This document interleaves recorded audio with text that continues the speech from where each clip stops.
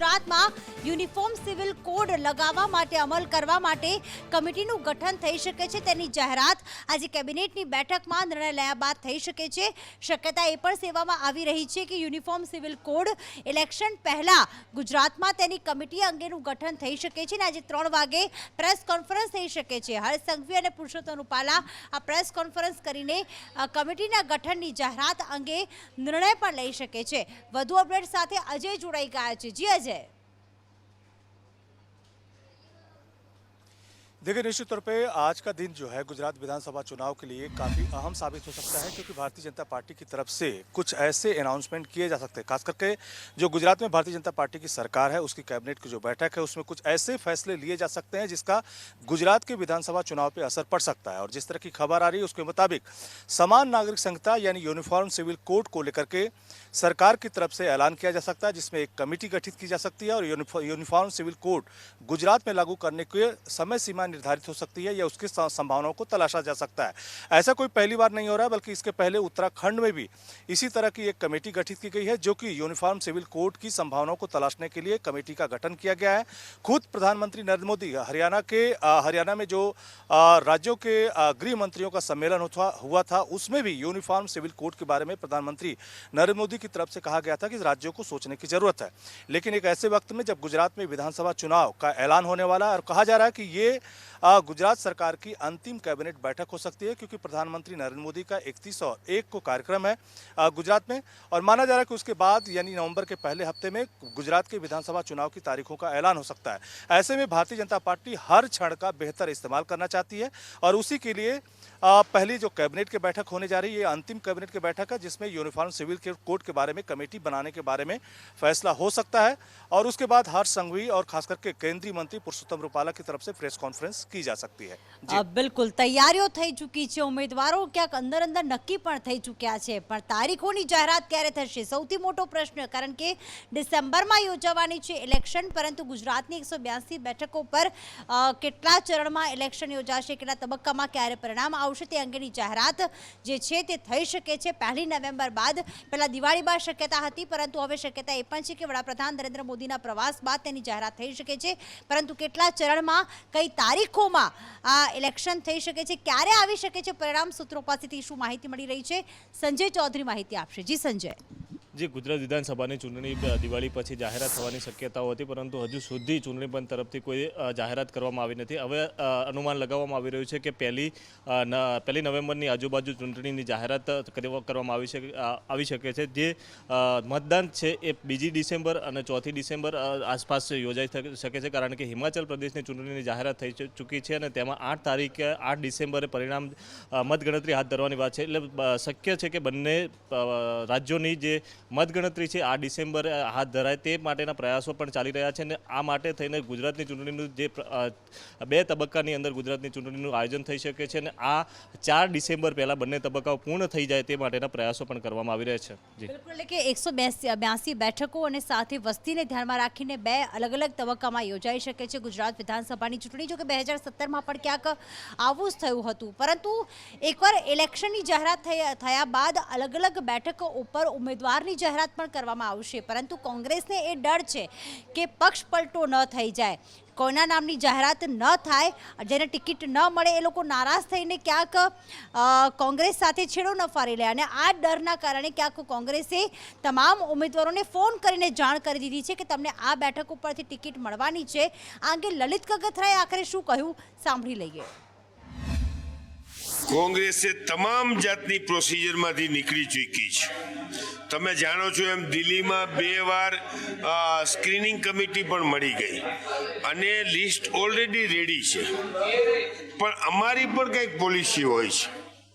અત્યારે કોઈ જગ્યાએ 3-4 જણા ટિકિટ માગવાવાળા હોય અને ત્રીજું ઓલ્ટરનેટિવ આપવાળા રાહ જોઈને બેઠા છે કે કયે નારિયેળ પડે ને હું ઝીલી લઉં। આવા સંજોગોની અંદર પોલિસી મુજબ યોગ્ય સમયે ઉમેદવારોની જાહેરાત કરવામાં આવશે। બાકી જેને લડવાનું છે મને ખુદને કહી દીધું લ્યો તમારે લડવાનું લલિતભાઈ, ટંકારા મંડો તૈયારી કરવા। હવે મારે બધાને કેવું આમ, એટલે જેને લડવાનું છે એને પ્રદેશે સૂચના આપી દીધી છે અને માંડ્યા છે તૈયારી કરવા। તો બિલકુલ એ લોકોને સૂચના આપી દીધી છે કે જેને જેને લડવાનું છે, પરંતુ આ જે કોંગ્રેસે નવી પોલિસી અપનાવી છે નારાજગીના ડરથી, પક્ષ પલટાના ડરથી, તેના માટે કેટલી ફાયદાકારક સાબિત થશે, ખરેખર ઇલેક્શનમાં એનાથી ફાયદો થશે કે નહીં? મયુર માહિતી આપશે. જી મયુર. બિલકુલ પ્રીતિ, આ વખતે કોંગ્રેસ નવી રણનીતિ ઉપર આગળ વધી રહી છે. ખાસ કરીને ઉમેદવારોના નામો છે તે છેલ્લી ઘડી સુધી જાહેર ન કરવા, કારણ કે છેલ્લા 2 ઇલેક્શનની અંદર જ્યારે પણ નામો પહેલા જાહેર થયા છે ત્યારે કોંગ્રેસની અંદર ભડકો થયો છે, બળવો થયો છે અને સાથે સાથે કાર્યાલય ઉપર વરવા દ્રશ્યો પણ સર્જાય છે. આ વખતે કોંગ્રેસ ફૂંકીને પગલાં ભરી રહી છે. કોંગ્રેસના સૂત્રોના કહેવા મુજબ તેમની પાસે અત્યારે 60 ઉમેદવારો છે, તેમના નામની ફાઇનલ યાદી તૈયાર છે ને એ ગમે ત્યારે જાહેર કરી શકે છે. આ સંદેશના ચોક્કસ સત્તાવાર સૂત્રો છે એને કહેવું છે કે 60 જેટલા ઉમેદવારો છે તેમના નામો અત્યારે તૈયાર કરી રાખવામાં આવે છે અને ગમે ત્યારે એની નામની જાહેરાત થઈ શકે છે. બીજું સૌથી મોટી વાત એ છે કે જે રનિંગ ધારાસભ્યો છે, એટલે કે લલિતભાઈ કગથરા સહિતના જે પણ ધારાસભ્યો છે એ પૈકીના જેમને પણ લડવાનું છે એમને કહી દેવાયું છે કે તમે તમારી તૈયારી કરી રાખો. એટલે એ પૈકીના 40% ધારાસભ્યો છે એ પોતાની તૈયારી પણ કરી ચૂક્યા છે. ત્રીજી સૌથી મોટી વાત એ છે કે આજે ગાંધીનગરની અંદર સાંજે 7 વાગ્યાથી લઈને 10 વાગ્યાની વચ્ચે કાર્યકારી પ્રમુખોથી લઈને તમામ અપેક્ષિત અગ્રણીઓ છે તેમની સાથે અશોક ગેહલોતની મીટિંગ થવાની છે અને એની અંદર આખરી નામો છે તે ફાઇનલ કરાશે અને ત્યારબાદ તેને આગળ જઈને જાહેર કરવામાં આવશે. કોંગ્રેસ ચોક્કસ રણનીતિના ભાગરૂપે આગળ વધી રહી છે, કારણ કે રાજકોટ સહિત સૌરાષ્ટ્રના 48 બેઠકો ઉપર અલગ અલગ જગ્યાએ 3 થી લઈને 5 જેટલા દાવેદારો છે, કેટલીક જગ્યાએ 15 જેટલા પણ દાવેદારો છે. એટલે અહીંયા નારાજગી ન થાય, આમ આદમી પાર્ટી અથવા તો બીજેપી લાભ ન ખાટી જાય, તેને લઈને ચોક્કસ રણનીતિ ઉપર કોંગ્રેસ આગળ વધી રહી છે અને એટલા માટે જ અત્યારે નામો જાહેર નથી કરાતા. બિલકુલ ને યોગ્ય સમય તેની જાહેરાત કરવામાં આવશે. ખુદ લલિત કગથરાએ કહ્યું છે કે નારાજગી ન થાય, પક્ષપલટો ન થાય, આ પોલિસી પર અમે આગળ વધી રહ્યા છીએ. પરંતુ ભારતીય જનતા પાર્ટી ક્યારે ઉમેદવાર જાહેર કરશે, કેટલા કઈ બેઠકો પર દાવેદાર છે, કોને ટિકિટ મળશે તે નક્કી થશે પાર્લામેન્ટરી પ્રદેશ પાર્લામેન્ટરીની બેઠકમાં 31 અને 1 તારીખે વડાપ્રધાન નરેન્દ્ર મોદીના પ્રવાસ બાદ સૌથી મોટા સમાચાર એ જ છે કે 2 થી 5મી નવેમ્બર સુધી પ્રદેશ પાર્લામેન્ટરી બોર્ડની બેઠક મળવા જઈ રહી છે, જેમાં દરેક બેઠકના મુરતિયા જે છે તે નક્કી કરવામાં આવશે. વધુ અપડેટ સાથે નિકુલ જોડાઈ ગયા છે. જે નિકુલ. જે બિલકુલથી પ્રીતિ, જે રીતે ભાજપ દ્વારા જે છે તે અત્યારે તમામ સીટો ઉપર સેન્સ લેવાની જે પ્રક્રિયા છે તે કરવામાં આવી હતી ને તેમાં જે ઉમેદવારો છે તેમને જે છે તે પોતાની ઉમેદવારી છે તે જે નોંધાવી ચૂક્યા છે અને હવે આગામી દિવસની અંદર જ્યારે વડાપ્રધાન નરેન્દ્ર મોદી ગુજરાતના પ્રવાસે આવી રહ્યા છે, તેમનો પ્રવાસ પૂર્ણ થાય ત્યારબાદ પ્રદેશ જે પાર્લામેન્ટરી બોર્ડની જે બેઠક છે તે મળવાની છે અને તેની અંદર આ જે ઉમેદવારોને લઈને જે છે ચર્ચા કરવામાં આવશે. એટલે કે આ મહત્વના સમાચાર છે કે 2 થી 5 નવેમ્બર સુધી આ પ્રદેશ પાર્લામેન્ટ બોર્ડની જે બેઠક છે તે મળશે અને તેની અંદર જે ઉમેદવારો જે નક્કી કરવાના છે તેને લઈને ચર્ચાઓ થશે. આ પાર્લામેન્ટરી બોર્ડની બેઠકની અંદર જે છે તે મુખ્યમંત્રીથી લઈ પ્રદેશ પ્રમુખ સહિતના જે હોદ્દેદારો છે તે પણ જે છે તે હાજર રહેવાના છે. પ્રદેશની અંદર ચર્ચા કર્યા બાદ પ્રદેશ પાર્લામેન્ટરી બોર્ડની જે બેઠક પૂર્ણ થશે ને ત્યારબાદ જે નામો છે તે બહાર આવશે ઉમેદવારોના, તે નામોની યાદી જે છે તે કેન્દ્રીય પાર્લામેન્ટ સુધી જે છે તે મોકલવામાં આવશે અને તે નામોની જે સૂચિ છે તે દિલ્હી ખાતે જશે. એટલે કે ત્યારબાદ ત્યાંથી જે આ નામોની જે છે તે જાહેરાત થશે. એટલે કે 2 થી 5 નવેમ્બરે મળનારી આ બેઠકની અંદર મહત્વની જે નિર્ણય છે તે ઉમેદવારોને લઈને લેવાઈ શકે છે અને ત્યારબાદ કેન્દ્રીય જે પાર્લામેન્ટરી બોર્ડ છે તેની સમક્ષ જે છે તે યાદી મોકલવામાં આવશે.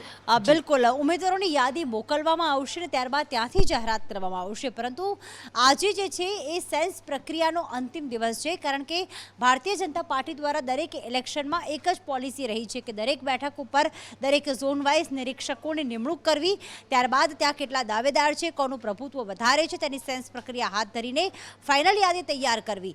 અમદાવાદની 16 બેઠકો માટે પણ આજે 5 વાગે બેઠકની શરૂઆત થશે ને તેમાં કેટલા દાવેદારો છે, કઈ સીટ ઉપર કોનું પ્રભુત્વ છે, કઈ જ્ઞાતિ જાતિના સમીકરણો છે, તેની સેન્સ પ્રક્રિયાનો આજે અંતિમ દિવસ.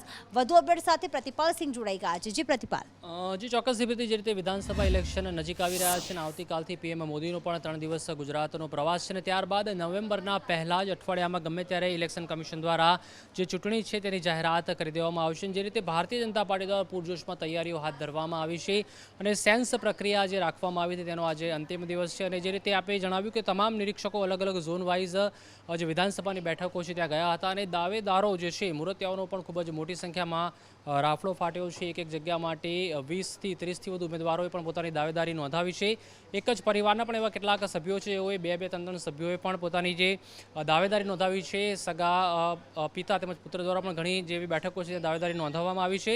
તો નિરીક્ષકો અત્યારે અલગ અલગ ઝોન વાઇઝ ફર્યા છે અને આટલા દિવસ સુધી તેઓએ નિરીક્ષણ પણ કર્યું છે અને કોને ટિકિટ આપવી તે અંગે અત્યારે હાલમાં ચર્ચા કરવામાં આવશે. ત્યારબાદ અમદાવાદની જો ખાસ વાત કરવામાં આવે તો અમદાવાદની પણ અલગ અલગ જે 16 બેઠકો છે તેના માટે પણ અત્યારે મંથન કરવામાં આવશે અને ખાસ કરીને પ્રદેશ પાર્લામેન્ટરી બોર્ડની જે બેઠક છે ભારતીય જનતા પાર્ટી દ્વારા તે આજે સાંજે 5 વાગે મળવાની છે. તેમાં મહામંત્રી પ્રદીપસિંહ વાઘેલા તેમજ ધર્મેન્દ્ર શાહ ઉપસ્થિત ખાસ રહેવાના છે અને તમામ જે ટોપ 10 મૂર્તિયાઓ છે અમદાવાદ માટે ખાસ કરીને તેનું નામોની પણ છણાવટ કરવામાં આવશે.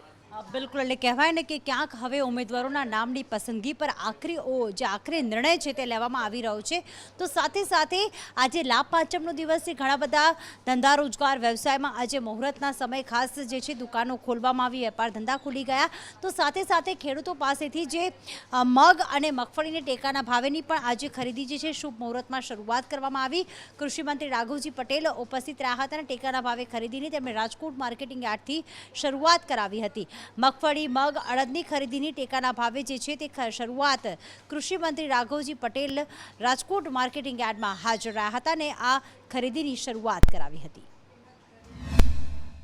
કેન્દ્ર સરકારે 9,73,000 મેટ્રિક ટન મગફળીનો જથ્થો ગુજરાતના ખેડૂતો પાસેથી ટેકાના ભાવે ખરીદી કરવાનો જે અમારી માંગણી હતી એટલા જ પ્રમાણમાં ખરીદી કરવાની મંજૂરી આપી છે અને આ મંજૂરી મળતા જ અમે ટેકાના ભાવની ખરીદીની કાર્યવાહી શરૂ કરી.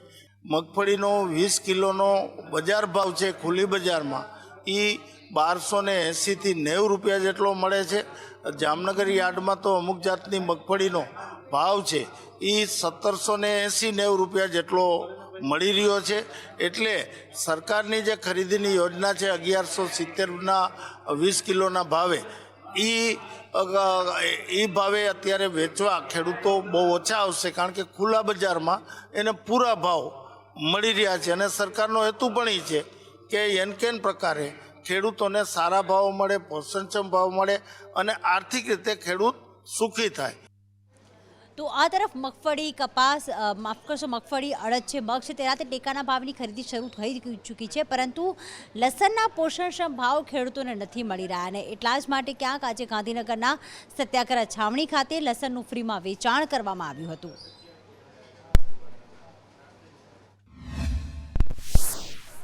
અમારી માંગણી કશું જ નથી, પણ આ સંવેદનશીલ સરકારની આંખો ખુલે અને વાયદા અને વચનો બંધ કરે. કથની અને કરણીમાં ફેર છે એ અમે ઉજાગર કરવા માંગીએ છીએ. આજે શહેરમાં વસતા અમારા જ ભાઈઓ જેને 1 કિલો લસણ 100 ને 110 રૂપિયા કિલો મળે છે એ જ લસણ અમારે 150 રૂપિયા 20 કિલો વેચવું પડે છે. આ પરિસ્થિતિને નિર્માણ કરનાર આ સરકાર જવાબદાર છે.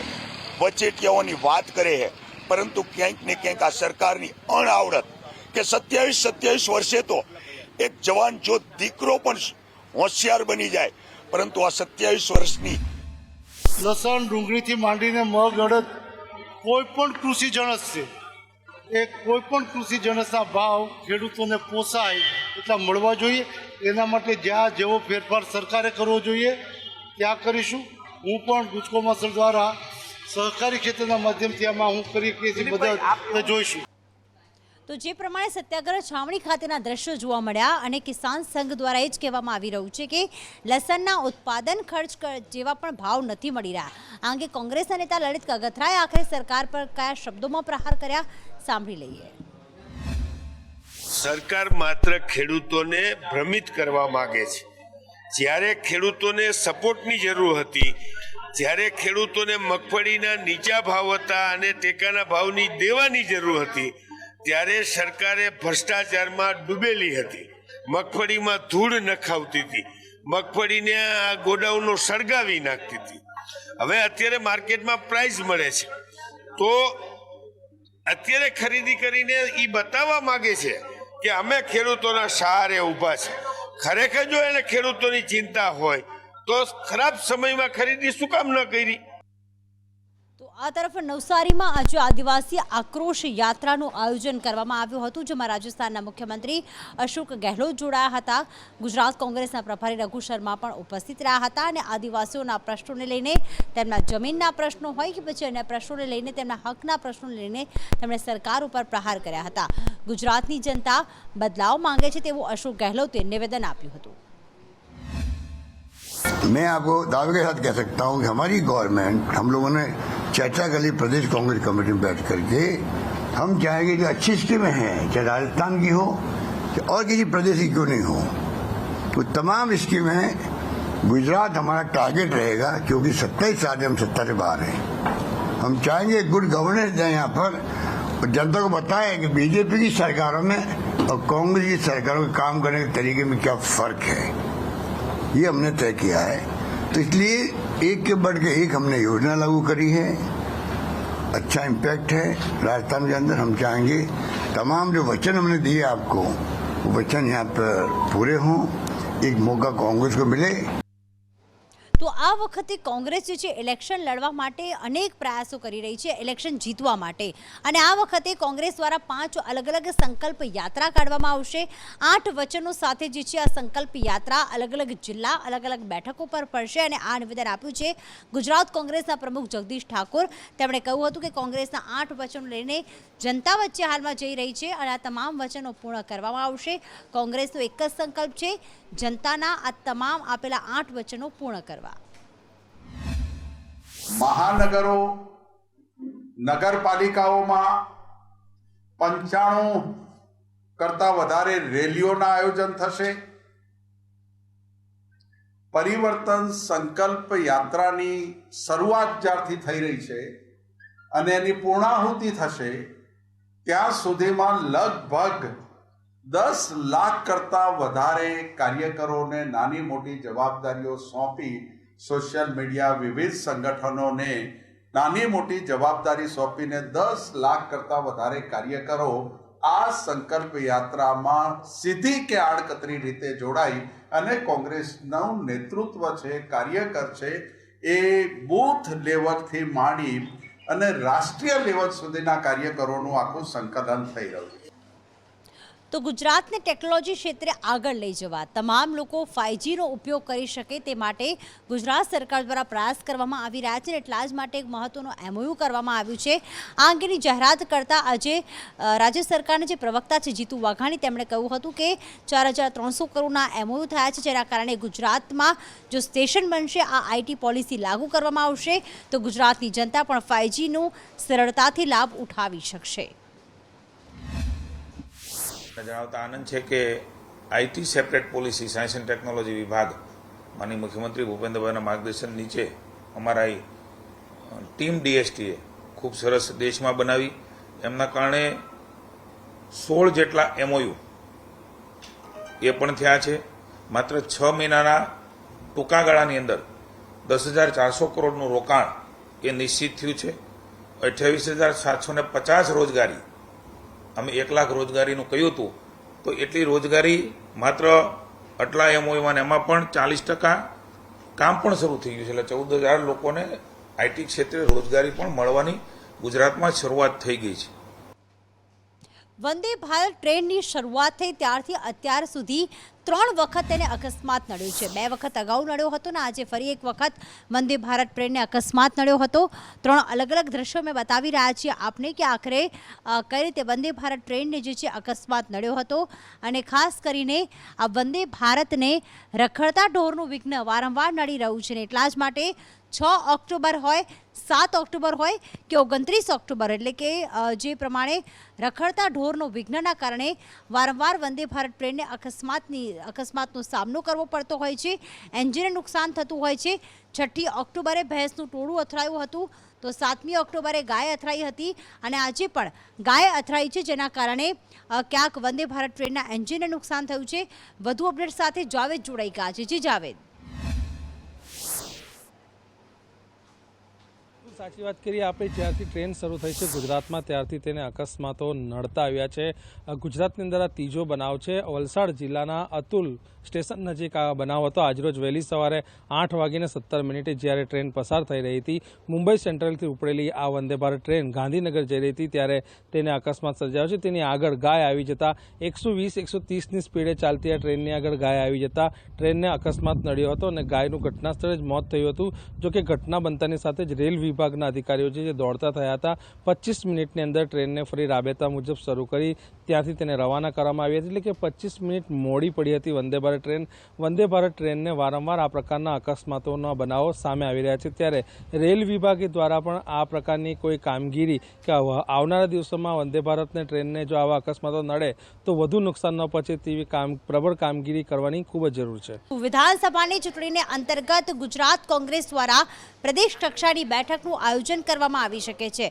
મહત્વના સમાચાર, અશોક ગેહલોતની અધ્યક્ષતામાં આ બેઠક મળશે અને વિધાનસભાની ચૂંટણીમાં રણનીતિ કઈ અપનાવી તે અંગે ચર્ચા કરવામાં આવશે. પ્રતિક વધુ અપડેટ સાથે જોડાઈ ગયા છે. જી પ્રતિક.